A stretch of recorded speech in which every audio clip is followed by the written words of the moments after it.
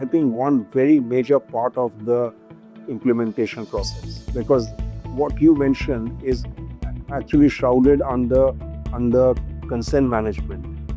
So, in the sense that the principal has to be given a notice of the notice for the data that we are seeking and the purpose for it, has to have the right to review the data from time to time, erase the data, modify the data, and that actually is something which is, if you ask me, in gap assessment, that's a real gap, because while we take consent, the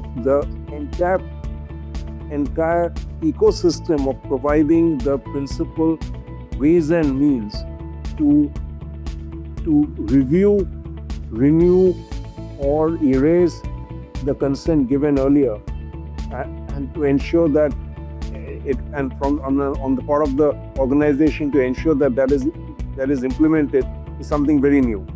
And I think that's and consent management, which is closely linked to the data principles, right? Is actually due for rollout by November. So it's not actually a May 2027 deadline. I think consent management, Part can correct me if I'm wrong, is a November 2026 deadline.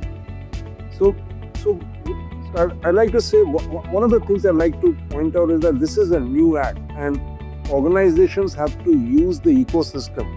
I think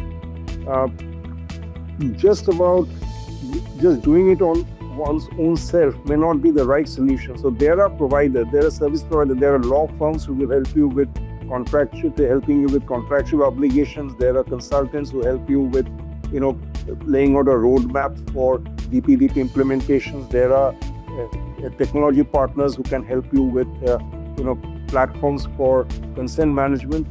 So I think we got to understand how do we manage consent. Would it be done in-house, or would we take the help of a provider, and then have an implementation plan? But I think this is a very important part of the entire journey, because this kicks in much earlier than the rest of the act.